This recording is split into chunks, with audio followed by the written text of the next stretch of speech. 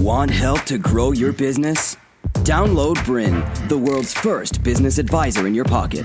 To find out more, visit BRiN.ai or search the App Store today.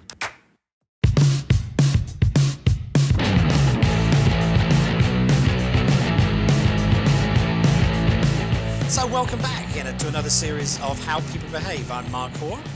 Peter Agnew, hello.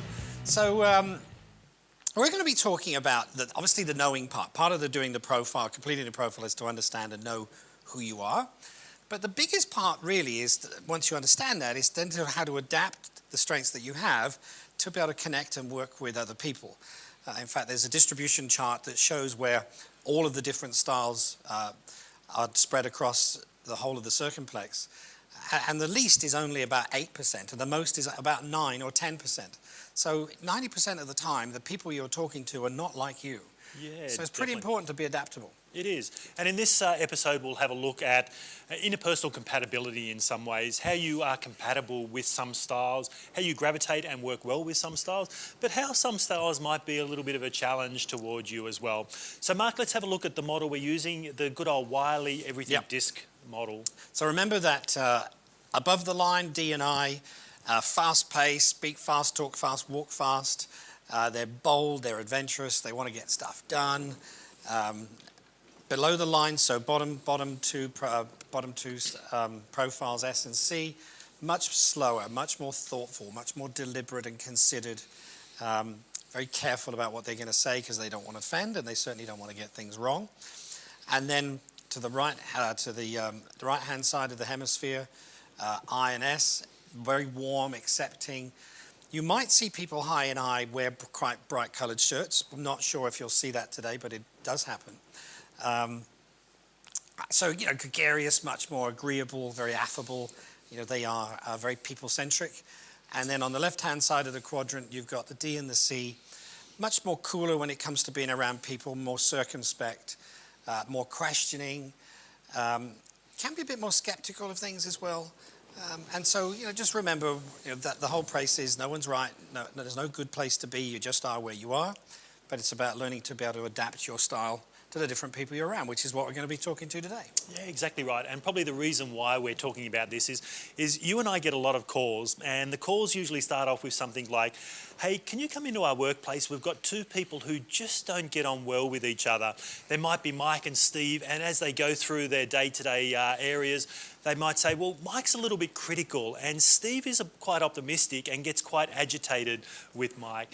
Or it could be something like Susie is really fast-paced and Jane gets really upset when Susie wants to go off and do things much quicker than the other, etc.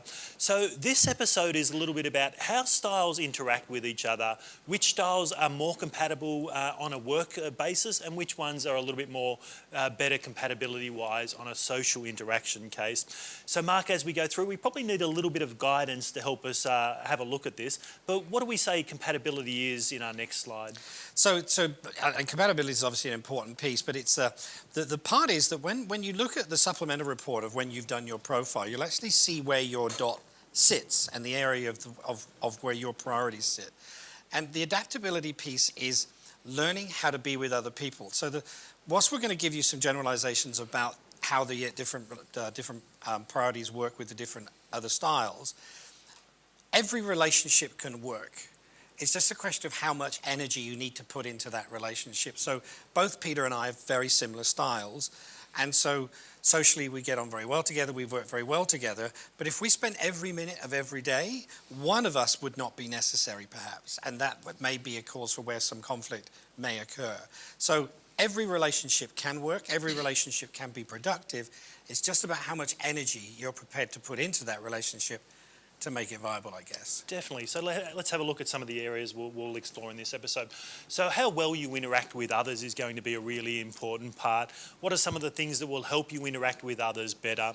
What are some of the natural behaviours and styles that you need that complement the interactions with others? And what sort of style needs do you have that are potential conflicts when interacting with others?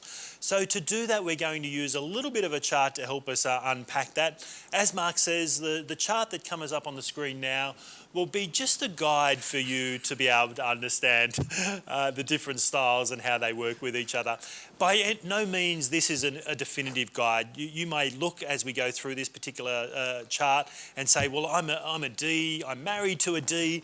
The chart says we're only good, but we're pretty bloody excellent when it comes to our interactions with each other. So as we go through this episode, we're using this comparison table more as a conversation starter, Mark. So yeah, you can see where you've got indicated one in a social environment is S is for social, obviously, and a work environment, W is there for work environment, and conversation guide only. So it's a really great piece. The reason I flinch when it comes up on screen as somebody that's generally opposed to detail, I look at that and thinking, there's no color. Wow, this is not going to be engaging. But listen to Peter, he's awesome. Great. So as we have a look, let's have a look first at the compatibility with the D style. The top row, we've got the D and the D working with each other is pretty much fair, and socialising together, they're pretty good. So as we go through this particular chart, we're sort of trying to find clues about why the D may not be fantastic together. So if we pop through and have a look at the first bits and pieces, we've got both are motivated by action, Mark. They're quite competitive and have a high need for control. So probably one thing that can help with two Ds working together is really clearly defining the territory they work in. Yeah, and get your head around the control piece. So I can think of a relationship that I'm involved with. For example, so my wife and my wife's a high D. I've got DI in my profile. And so the need for control is strong in both of us. And so there are areas that we have agreed upon where we have areas of expertise. So if it's anything to do with a particular aspect where my wife has more skill and more expertise, then clearly we defer to her point of view, and we just haven't found anything that I'm good at yet. So can resemble that. So as we go through having a look at the D and the D, there can be some little bit of argy-bargy or conflict when it comes to working together, and that can be over control. One way to get over that is to clearly define each other's territory. Socially, not too bad though. We have that social interaction. We're both like an active, fast pace. We're deciding on what we're doing and where we're going. We both come up with that quite quickly, and we're not competing over the task. yeah. Great, so let's have a look at the D and the I working together. How compatible are they working together and socialising together? So again, socially, you've actually got quite good. Again, they both like you'll see that comes up in the description there. They're both happy to change. They both get to the point pretty quickly. And I guess the task versus social, the I struggles with that because everything's social predominantly. Yeah, definitely. And it can be a very productive relationship because of, again, the pace and the speed. And the D doesn't really want the recognition. The I's quite happy to take it. So it can be a great relationship. So work-wise, we might get a bit of a challenge here where probably both don't want the task in some ways. The D wants the results and they want it done quickly. The I sort of may just deviate from, they like that social aspect of it, but may not be too focused sometimes because they're wanting to interact with all of the environment. And one of the challenges of these guys working together is they're going to get it done very quickly, but there may have been some better ways, but because they didn't check in with the C's and the S's, they never found that out. Yeah, so quality control might be sometimes a bit of a challenge, which probably could explain why the W is the work side of things is moving down towards the fair.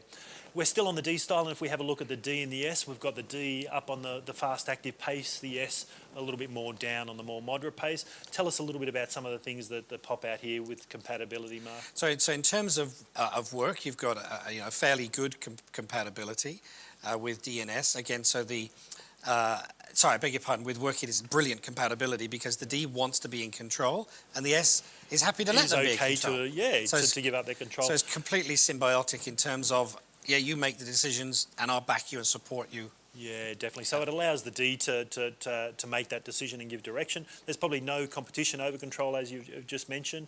The Ds are probably have a desire for change, but that may be difficult for the S when it comes to the quickness of that desire for change. So the S's may want to collaborate with people around them, have a talk through, make sure everyone's on board, while the D's sort of trailblazing off and running and getting things done pretty quickly. So stability and appreciation can be a little bit of an area that can cause conflict between these two two styles as well. Stability, the S sometimes really craves that nice stable environment that's quite predictable, and the D may be that sort of more sometimes entrepreneurial and likes to be moving quite quickly. So bit of a conflict there, Mark? Yeah, so you've got, somebody who's got the... To continue enjoying this presentation, download BRiN, the world's first business advisor in your pocket. To find out more, visit BRiN.ai or search the App Store today.